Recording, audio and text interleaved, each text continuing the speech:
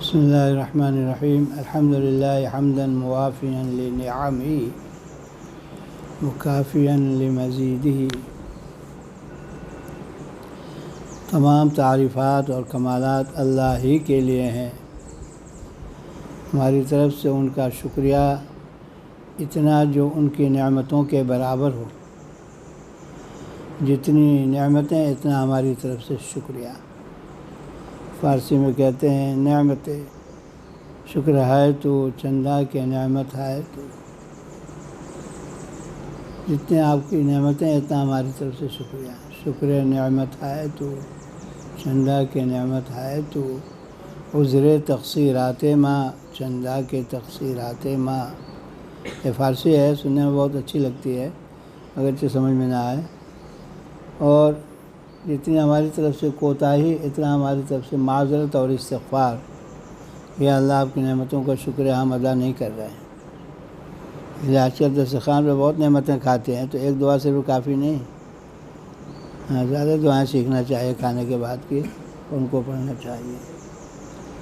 والصلاۃ والسلام علی سیدنا محمد وآلہ وصحبہ وجنودہ۔ جنودی اس لیے لایا تاکہ لمزیدی کے ساتھ قافیہ بیٹھ جائے، اور صحبی کے بعد جنودی میں سب آ گئے، تابعین تبع تابعین الی یومنا ھذا، جنہوں نے حضور صلی اللہ علیہ وسلم کے لائے ہوئے دین کو اپنایا اور اس کو زندہ کرنے کی کوشش رکھی، اس کو پھیلانے کی کوشش کی، ان سب پر صلاۃ و سلام ہو۔ اما بعد فہذا مشتدت الیہ حاجت الراغبین فی تکملۃ تفسیر القرآن الکریم الذی الفہ الامام العلامۃ المحقق المدقق۔ یہ دیکھیے محقق لکھتے ہیں، دنیا میں ایک آدمی ہم کو ملے جو لفظ محقق سے بہت ناراض ہوتے ہیں، وہ گالی ہے ان کے یہاں، ساری دنیا استعمال کر رہی ہے۔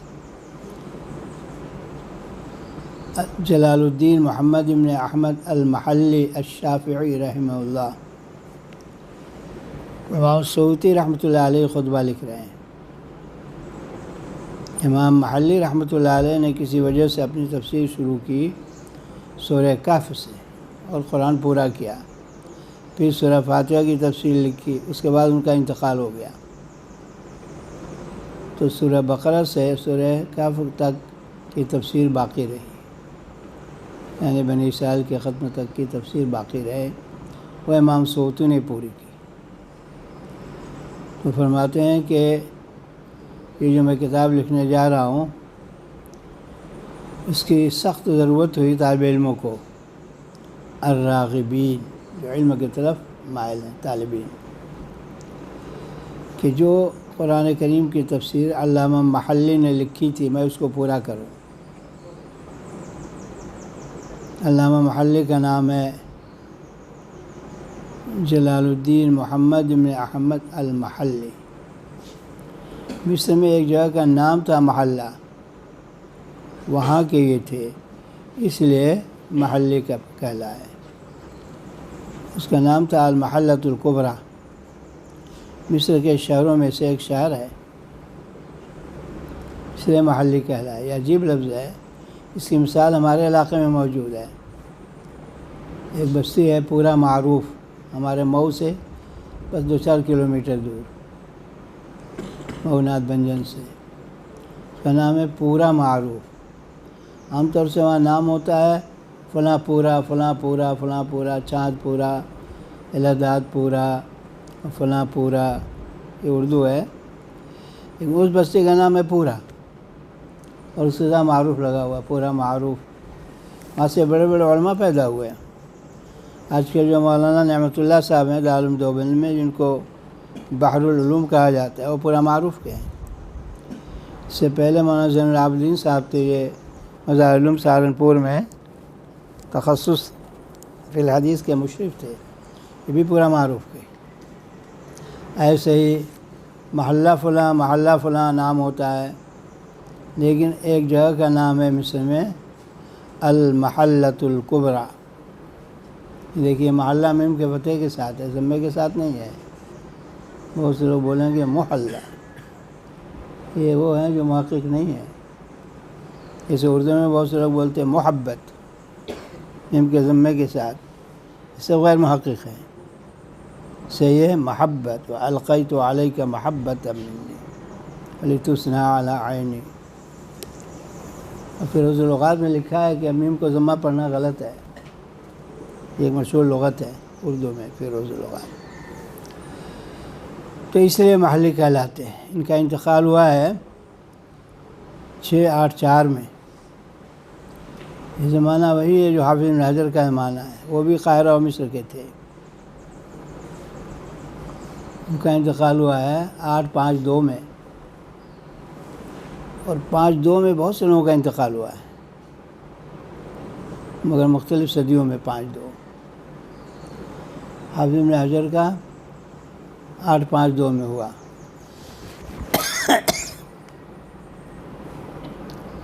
رحمہ اللہ۔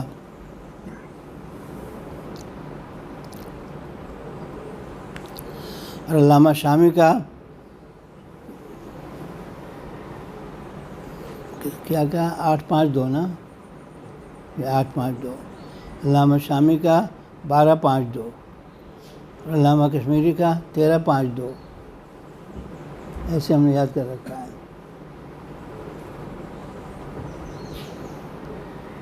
تو 864 میں ان کا انتقال ہوا، 864، اور ماشاء اللہ 73 سال کی عمر ملی،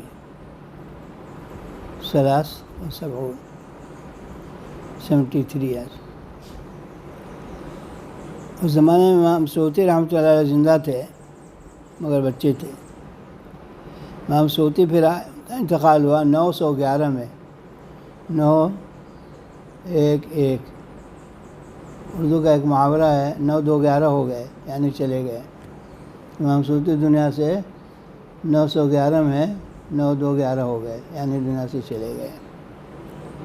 تو امام سیوطی ان سے متاخر ہیں۔ تو محلی تو اپنا کام کر کے چلے گئے، کتاب پوری نہیں ہوئی۔ سورہ بقرہ سے سورہ بنی اسرائیل کے آخر تک کی تفسیر باقی رہی۔ تو طالب علموں کو خواہش تھی کہ کوئی اس تفسیر کو مکمل کر دے محلی کے طریقے پر، تو پورے قرآن کی تفسیر ہو جائے۔ چنانچہ امام سیوطی رحمۃ اللہ علیہ نے پوری کر دی، تو اب یہ تفسیر ہو گئی پوری۔ اس کا نام ہے جلالین، کیونکہ دونوں کا لقب ہے جلال الدین، محلی کا بھی اور سیوطی کا بھی۔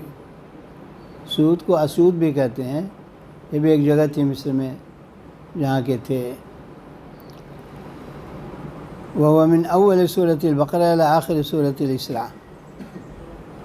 جو تفسیر باقی رہ گئی تھی وہ تھی سورہ بقرہ کے شروع سے سورہ اسراء۔ اسراء کو بنی اسرائیل بھی کہتے ہیں، بعض بیوقوف نہیں جانتے۔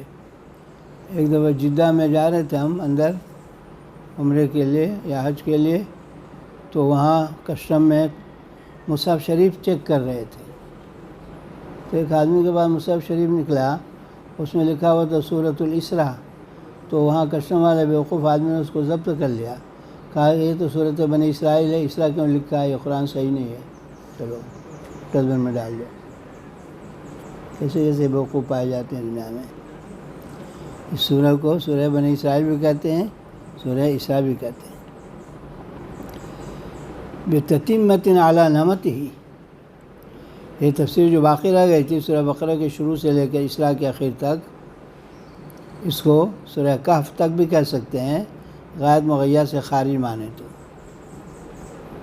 ہم نے اردو سمجھتے ہیں کہ نہیں، مگر اسی طریقے پر جو علامہ محلی نے اختیار کی تھی۔ تو لوگوں کو شوق تھا کہ اس تفسیر کی تکمیل ہو جائے، بتتمۃ علی نعمتہ، انہی کے طریقے پر، محلی کے طریقے پر۔ کیا ہے وہ طریقہ؟ اس طریقے کا بیان ہے من ذکر ما یفہم بہ کلام اللہ تعالی۔ بہت لمبی چوڑی تفسیر نہیں، مختصر۔ اس لیے جلالین میں بحث ہوتی ہے کہ قرآن کریم کے الفاظ زیادہ ہیں کہ تفسیر کے۔ پھر یہ مسئلہ اٹھایا جاتا ہے کہ جلالین کو بغیر وضو کے چھونا جائز ہوگا کہ نہیں،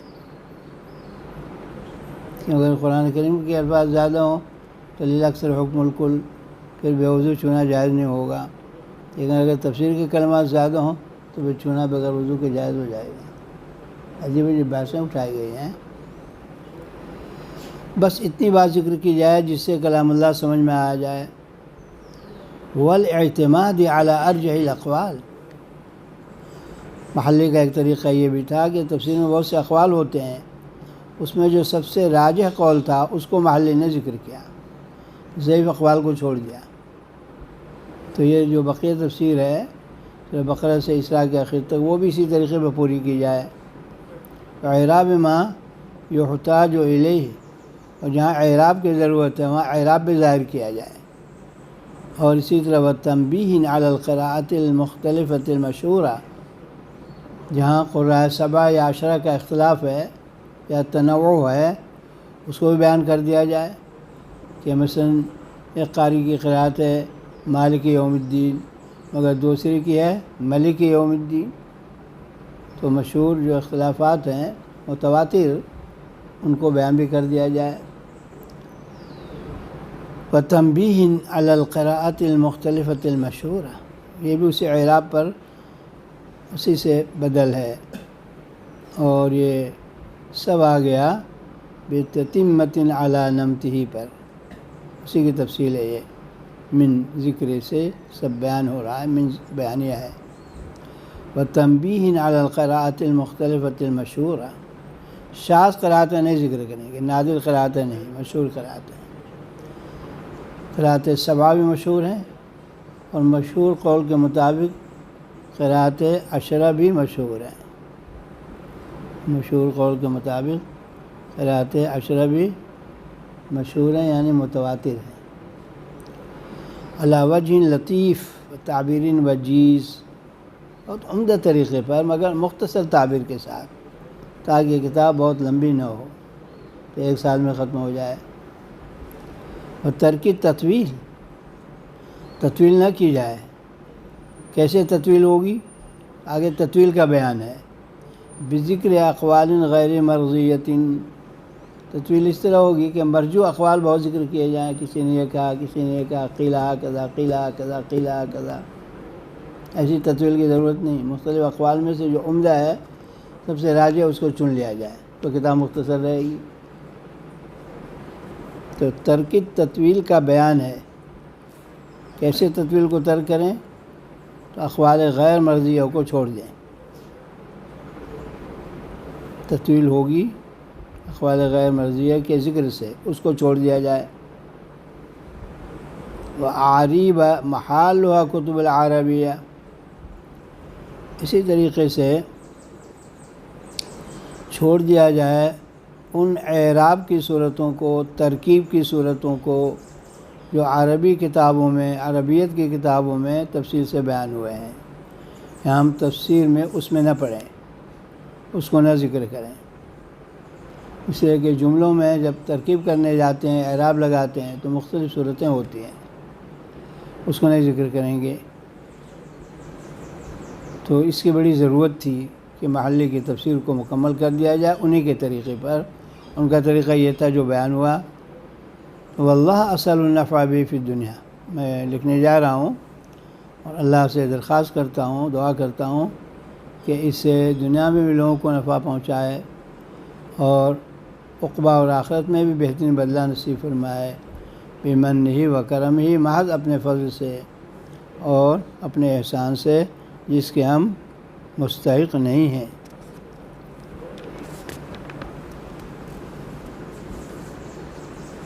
سورۃ البقرہ مدنیۃ،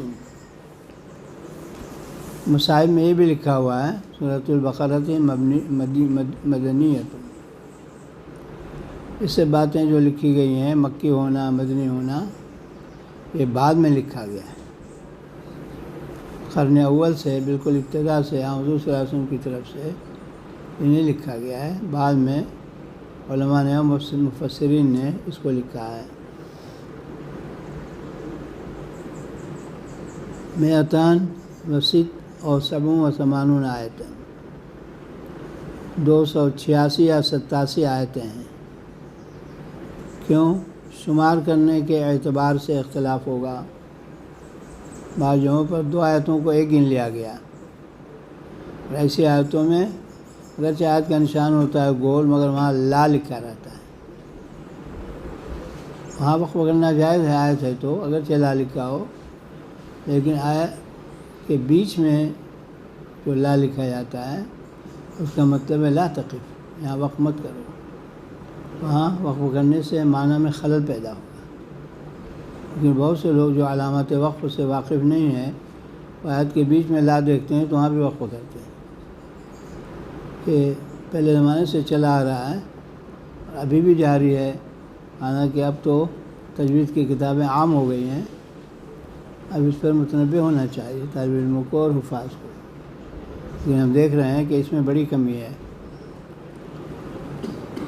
تو یہ سب سے بڑی سورہ سمجھی جاتی ہے سورہ بقرہ، اور اس کا بہت اہتمام کیا گیا ہے، اس کے بہت فضائل بھی ہیں۔ پہلے زمانے میں لوگ سورہ بقرہ پڑھتے تھے تو کئی سال لگ جاتے تھے، آج کل تو چند دن میں پڑھ لیتے ہیں۔ اور پہلے زمانے میں قرأت بھی اچھی ہوتی تجوید کے ساتھ، پھر اس کے معنی میں بھی جاتے اور تفصیل کے ساتھ جاتے، اس لیے کئی سال لگ جاتے سورہ بقرہ پڑھنے میں۔ پہلے زمانے میں سورہ بقرہ کا حافظ اور عالم ہونا بہت بڑی بات تھی، اس لیے کہ معانی میں بہت تفصیلات ہیں۔ اس کتاب میں بہت مختصراً ذکر کر رہے ہیں۔ سورہ بقرہ شروع ہوتی ہے الف لام میم سے۔ امام سیوطی رحمۃ اللہ علیہ فرماتے ہیں اللہ عالم بمرادہ بذالک، یہ جتنے حروف مقطعات ہیں ان کو تجوید کی کتابوں میں حروف مقطعات کہا گیا ہے، الف لام میم، الف لام را، حا میم وغیرہ، لیکن بیضاوی وغیرہ میں ان کو حرف نہیں کہا گیا ہے، ان کو اسم کہا گیا ہے۔ اور فرق معلوم ہوگا، کلمے کی 3 قسمیں ہیں، اسم، فعل اور حرف، ابھی تک یاد ہوگا، امتحان کی جگہ ہے طالب علموں کی، سمجھتے ہیں کہ نہیں؟ یہ اسماء مقطعات ہیں، اسماء ہیں، حروف نہیں صرف، اصطلاحی معنی میں ان کو اسماء کہیں گے۔ ان کی مراد حضور صلی اللہ علیہ وسلم نے بیان نہیں فرمائی، اس لیے لوگوں کو قطعیت کے ساتھ معلوم نہیں الف لام میم کا کیا معنی ہے، لیکن تفسیر میں اقوال ملیں گے، مختلف اقوال ملیں گے یہاں بھی، لیکن راجح تفسیر یہی ہے اللہ عالم بمرادہ بذالک۔ قطعی معنی اس کا کیا ہے جو بلا شک ہو وہ معلوم نہیں، اللہ ہی جانتے ہیں۔ بظاہر جملے سے یہ معلوم ہوتا ہے کہ حضور صلی اللہ علیہ وسلم کو بھی قطعی طور پر اس کا معنی معلوم نہیں تھا، اس لفظ سے اللہ عالم بمرادہ بذالک سے یہ سمجھ میں آ رہا ہے، مگر پھر بھی کہیں گے واللہ عالم، یعنی ہو سکتا ہے کہ حضور صلی اللہ علیہ وسلم کو معلوم رہا ہو لیکن آپ نے صحابہ کو بتایا نہیں، لیکن پھر بھی اگر کوئی آدمی الف لام میم سے انکار کر دے کہ یہ قرآن نہیں ہے تو کافر ہو جائے گا، کیونکہ سورہ بقرہ کے شروع میں الف لام میم ہونا یہ متواتر اور قطعی ہے، اس مسئلے کو خوب اچھی طرح سمجھ لینا چاہیے۔ اگرچہ قطعی طور پر معنی معلوم نہیں، پھر بھی اس کے انکار سے آدمی کافر ہو جائے گا۔ صحیح مراد اللہ کو معلوم ہے، ذالک الکتاب لا ریب فیہ، یہ ترکیب بھی جاننا چاہیے۔ اس کی تفسیر میں، ذالکہ کی تفسیر میں امام سیوطی رحمۃ اللہ علیہ فرماتے ہیں ھذا، مطلب یہ کہ ذالکہ بعید کے لیے ہے، لیکن بعید نہیں مراد ہے، قریب مراد ہے، ھذا قریب کے لیے ہے، قریب کوئی چیز ہو تو کہیں گے ھذا، دور ہو تو کہیں گے ذالک، تو حاضل کتاب کہنا چاہیے تھا بجائے یہ کتاب، کیونکہ وہ کتاب میں وہاں موجود ہیں، یہ کتاب، وہ کتاب نہیں کہیں گے جلال نے یہاں رکھی ہوئی ہے تو یہ کتاب کہیں گے، وہ کتاب نہیں کہیں گے، اور قرآن خود قرآن کو کہہ رہا ہے وہ کتاب، تو فرماتے ہیں کہ یہ ذالکہ ھذا کے معنی میں ہے، لیکن ذالکہ کیوں استعمال ہوا وہ صیغہ اشارے کا جو بعید کے لیے ہے؟ مرتبے کی بلندی کی طرف اشارہ کرنے کے لیے، وہ شاندار کتاب، عظیم الشان کتاب۔ پھر دیکھیے نکتہ ہے، اس کے لیے علم بلاغت کی ضرورت ہے، اس لیے بغیر علوم بلاغت کو پڑھے ہوئے تفسیر نہیں پڑھائی جاتی، اور علوم بلاغت کی کتابوں کو اچھی طرح سمجھنا چاہیے۔ تو یہ کتاب جس کو محمد صلی اللہ علیہ وسلم پڑھ رہے ہیں اور سنا رہے ہیں، لا ریب فیہ، اس میں کوئی شک نہیں ہے، انہ من عند اللہ، اللہ کی طرف سے ہونے میں کوئی شک نہیں ہے، لیکن بہت سے لوگوں کے دلوں میں شک ہے، بہت سے لوگوں کے دلوں میں تو انکار ہے، وہ نفی کرتے ہیں، کہتے ہیں اللہ کی کتاب نہیں ہے، اور بہت سے لوگوں کے دل میں شک ہے۔ اللہ کی کتاب کے بارے میں کہیں بھی شک ہو تو پھر آدمی مومن نہیں ہے، اس لیے ہم بہت آیتیں وہ آیت سنا رہے ہیں سورہ حجرات کی، انما المؤمنون الذین آمنوا باللہ ورسولہ ثم لم یرتابوا۔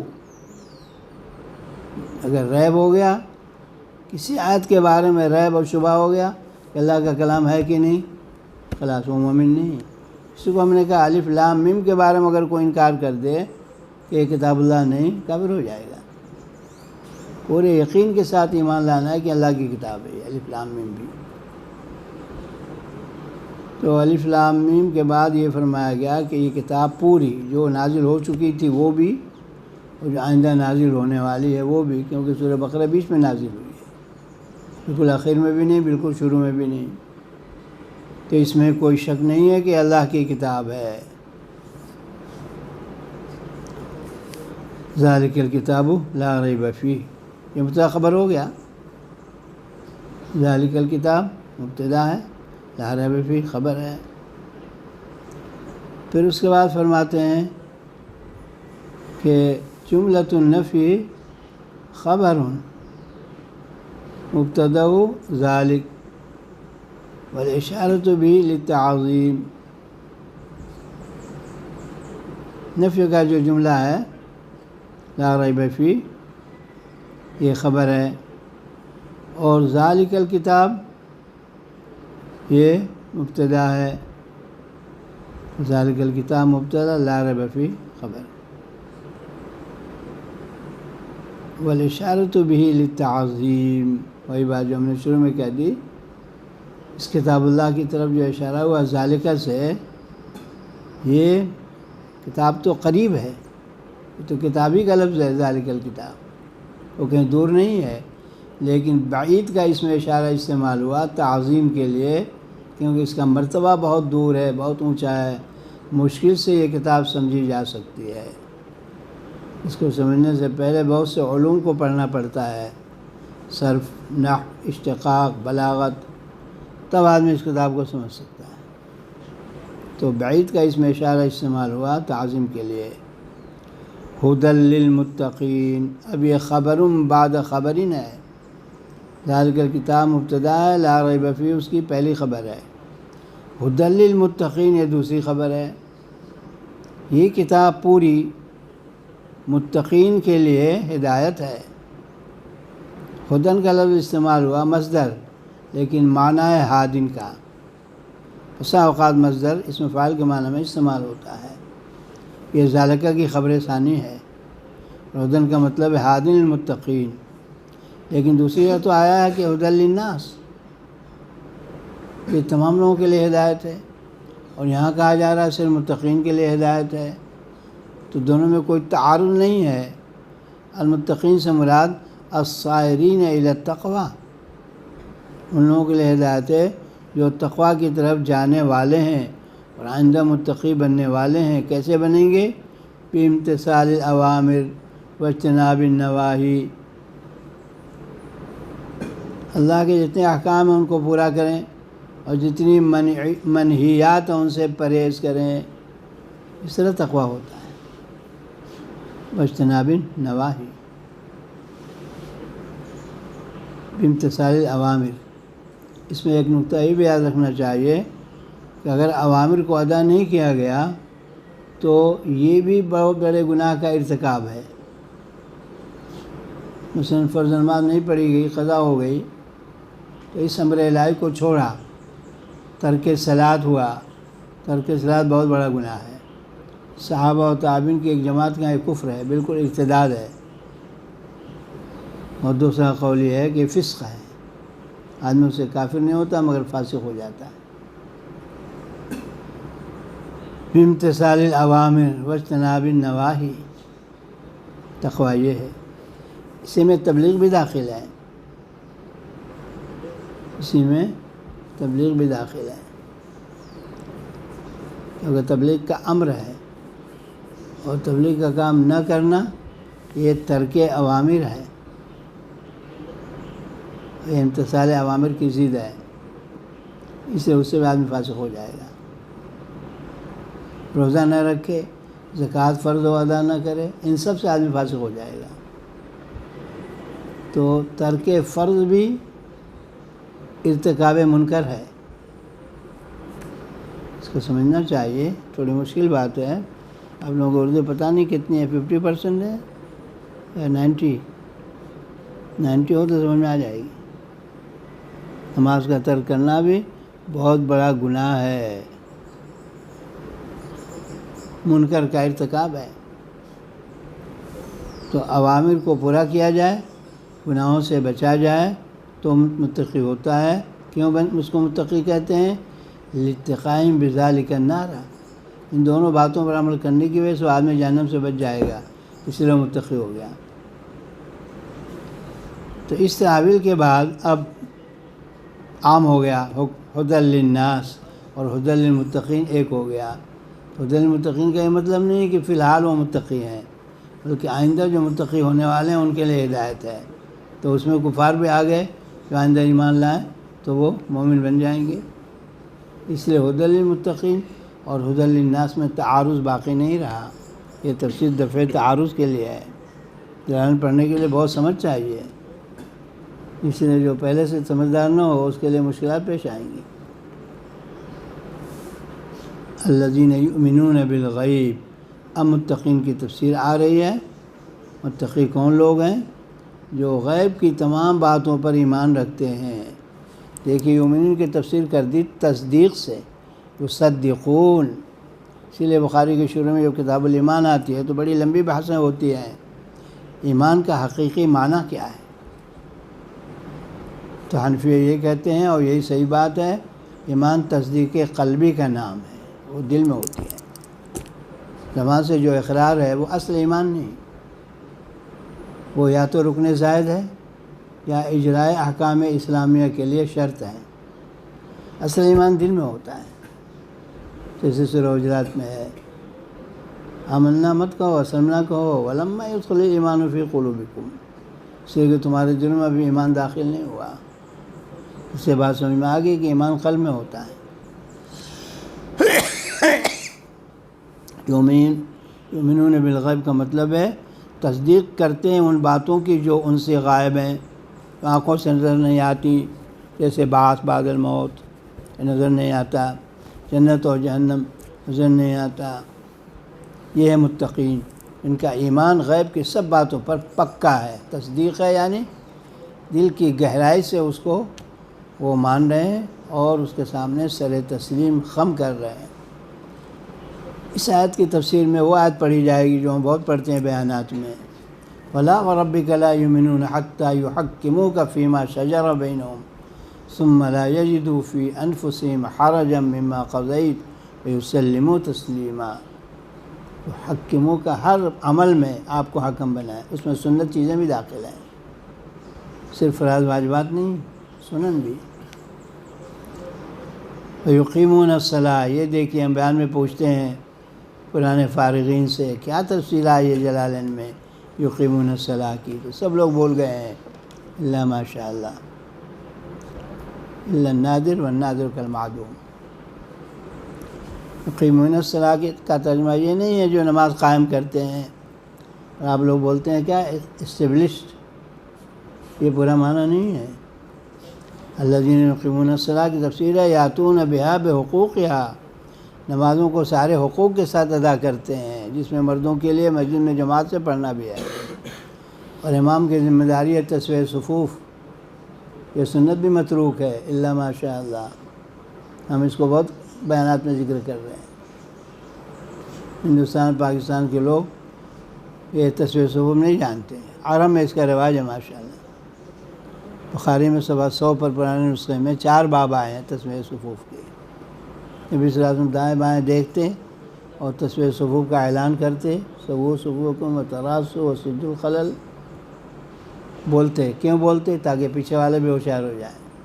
اور خلفائے راشدین کے زمانے میں حضرت عمر اور عثمان کے مصلی بہت ہو گئے تھے، تو بہت سارے لوگ مقرر تھے پیچھے تک وہ صفیں درست کرائیں، اور جب اعلان ہوتا کہ اس پیچھے بھی سب درست ہو گئی تب امام صاحب نماز شروع کرتے ہیں۔ موطا امام مالک اور ترمذی۔ آج بالکل اس کا اہتمام نہیں ہو رہا ہے، یہ بھی اقامت صلاۃ میں سے ہے۔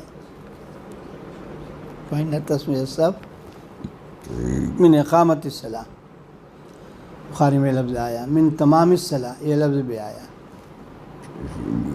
تو الذین یقیمون الصلاۃ میں یہ سب باتیں داخل ہے، اطمینان سے پڑھنا اور دھیان سے پڑھنا، مواظب اور پابند اور ریگولر ہونا، بہت جامع لفظ ہے، اس کے لیے معدل الصلاۃ کا مطالعہ کرنا چاہیے جو ہمارے ترجمہ کے ساتھ شائع ہوئی۔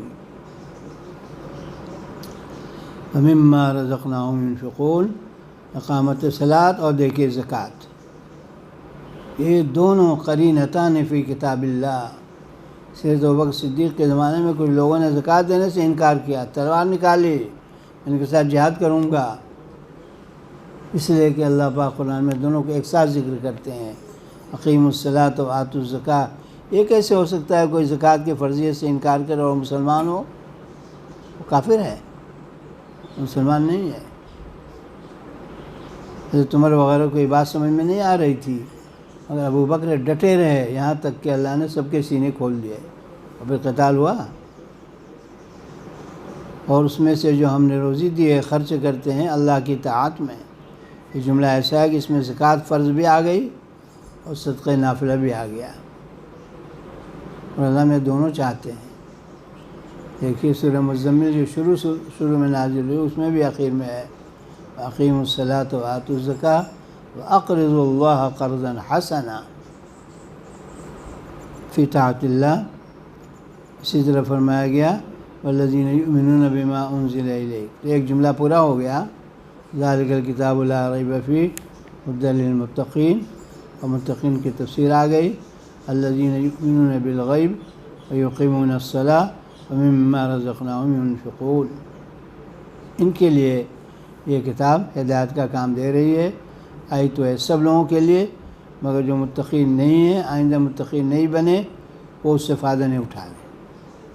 اس سے ھدی للناس بھی صحیح ہے، ھدی للمتقین بھی صحیح ہے، اس کی مثالیں اور بھی ملیں گی۔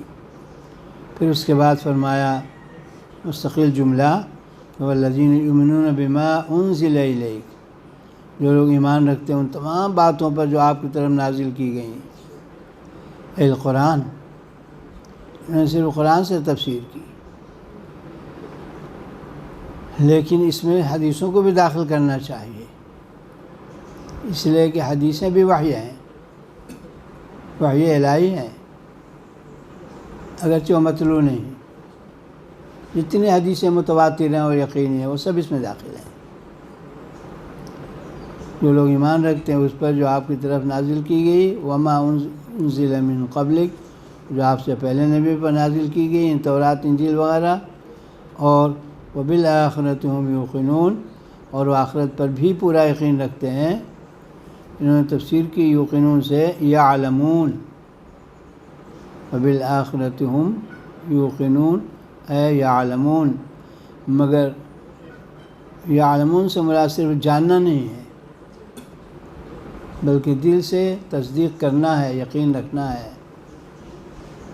کتاب الایمان میں یہ بحث آتی ہے، صرف جاننے کا نام ایمان نہیں، اس کو جان بھی لیجیے اور مان بھی لیجیے۔ اس لیے کہ اللہ پاک قرآن میں فرماتے ہیں الذین آتیناہم الکتاب یعرفونہ کما یعرفون ابناءہم وان فریقا منہم لیکتمون الحق وہم یعلمون۔ اہل کتاب جانتے ہیں کہ نبی صلی اللہ علیہ وسلم سچے رسول ہیں مگر مانتے نہیں۔ دیکھیے جاننا مذکور ہے نا، تو اس سے آپ جان گئے کہ ایمان ماننے کا نام ہے، صرف جاننے کا نہیں۔ جان گئے ایمان صرف جاننے کا نام نہیں بلکہ ماننا بھی ضروری ہے۔ حتیٰ کہ اگر یقین بھی آ جائے مگر اضطراری ہو، وہ ایمان نہیں ہے۔ وَجَحَدُوا بِهَا وَاسْتَيْقَنَتْهَا أَنفُسُهُمْ، دیکھیے وَاسْتَيْقَنَتْهَا أَنفُسُهُمْ بھی کا لفظ بھی ہے، لیکن یقین کے بعد انکار کیا، مانا نہیں، تصدیق نہیں کی، وہ کافر ہیں۔ یہ فرعونی لوگ ہیں، فرعون کی قوم۔ کیوں انکار کیا؟ ظلمًا وعلوا، ہم نہیں مانتے، ہم اونچے لوگ ہیں، سر تسلیم ہم نہیں کرتے۔ اولئک علی ھدی من ربہم، وہی لوگ جن کی صفات بیان ہوئی جو موصوف ہیں ان باتوں کے ساتھ، قرآن کریم پر بھی ایمان رکھتے ہیں، گزشتہ آسمانی کتابوں پر بھی۔ یہی لوگ خاص طور سے آخرت پر بھی یقین رکھتے ہیں، یہی لوگ علی ھدی من ربہم، اپنے رب کی طرف سے ہدایت پر ہیں، اور یہی لوگ کامیاب ہیں۔ الفائزون بالجنہ والناجون من النار، جنت پانے والے اور جہنم سے بچنے والے ہیں۔ دیکھیے جنت سے بچنے والے بھی، مراد فلاح کامل ہے۔ کامل فلاح یہ ہے کہ ڈائریکٹ آدمی جنت میں جائے، وایا جہنم نہ جائے۔ جہاں کہیں قرآن میں اولئک هم المفلحون آتا ہے یہی مطلب ہوتا ہے۔ تبلیغی آیت میں بھی یہی آیا۔ کون سی تبلیغی آیت معلوم ہے؟ وَلْتَكُن مِّنكُمْ أُمَّةٌ يَدْعُونَ إِلَى الْخَيْرِ وَيَأْمُرُونَ بِالْمَعْرُوفِ وَيَنْهَوْنَ عَنِ الْمُنكَرِ وَأُولَئِكَ هُمُ الْمُفْلِحُونَ۔ کہاں کیا آیت ہے یاد ہے؟ چوتھے پارے کی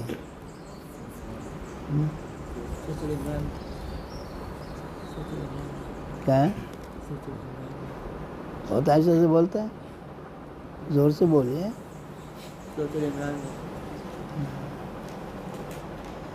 تو اولئک هم المفلحون کا مطلب کامل فلاح، الکاملون فی الفلاح۔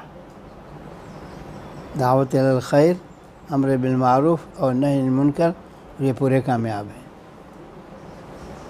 نماز کا تو ذکر نہیں اور زکوٰۃ کا بھی نہیں، کیسے پورے کامیاب ہو گئے؟ کیا جواب ہے؟ ابھی آپ لوگ تبلیغی نہیں ہوئے، تبلیغ اچھی طرح نہیں جانتے، ایسا معلوم ہوتا ہے۔ جواب اس کا گزر چکا ہمارے بیانات میں، بہت بیانات کیے نا ابھی۔ کیا جواب ہے؟ جو تبلیغ کرے گا بے حیا نہیں ہوگا تو خود عمل بھی کرے گا۔ جو آمر بالمعروف ہوگا وہ عامل بالمعروف بھی ہوگا، اور جو ناہی عن المنکر ہوگا وہ منتہی عن المنکرات بھی ہوگا۔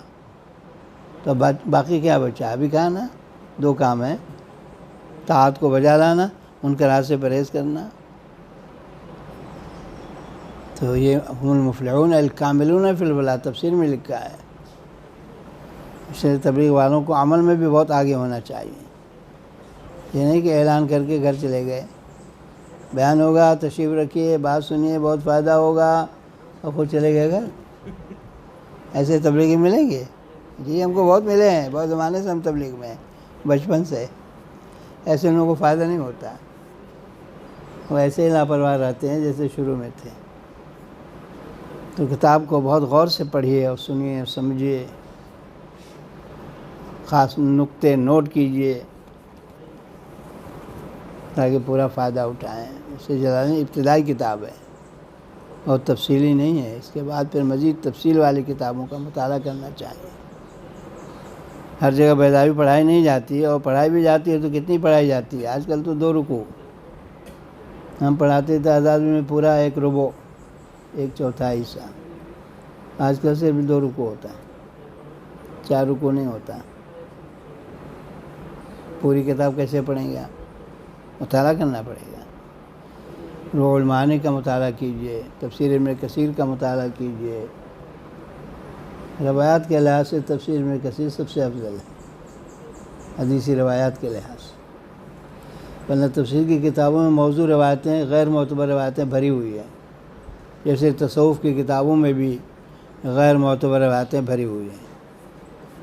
اس سے ہوشیار رہنے کے لیے پھر تخصص فی الحدیث بھی چاہیے، جرح و تعدیل کے مسائل، شرح نخبہ اچھی طرح پڑھنا، جرح و تعدیل کی بعض کتابوں کا مطالعہ کرنا، تاکہ غلط اور صحیح میں تمیز کر سکیں۔ بہت کام ہے، عالم ہونا مولوی ہونا آسان نہیں ہے، مشکل کام ہے، بڑی محنت کی ضرورت ہے۔ سوتے ہوئے سبق پڑھیں گے تو نہیں سمجھیں گے۔ سونا دو طرح کا ہوتا ہے، ایک سر کی آنکھ سے سونا اور دوسرے دل کی آنکھ سے سونا۔ دل کی آنکھ سے سونا جانتے ہوں گے؟ دونوں سے بیدار رہنا چاہیے، تب علم حاصل ہوگا۔ بس دعا کرتے ہیں اللہ تعالیٰ قبول فرمائے، توفیق سے نوازے، بہترین عالم بنائے تاکہ دنیا میں کام کر سکیں۔ الحمدللہ رب العالمین والصلاۃ والسلام علی سیدنا و نبینا ربنا ظلمنا انفسنا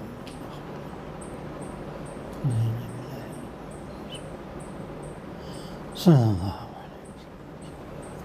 اللهم انا نسألك علما نافعا وعملا متقبلا ولسانا ذاكرا علما خاشعا والشفاء من كل داء وعافية من كل بلاء الدنيا والآخرة ونعوذ بك من علم لا ينفع ومن قلب لا يخشع من دعوة لا يستجاب. سبحان ربك رب العزة عما يصفون. الحمد لله.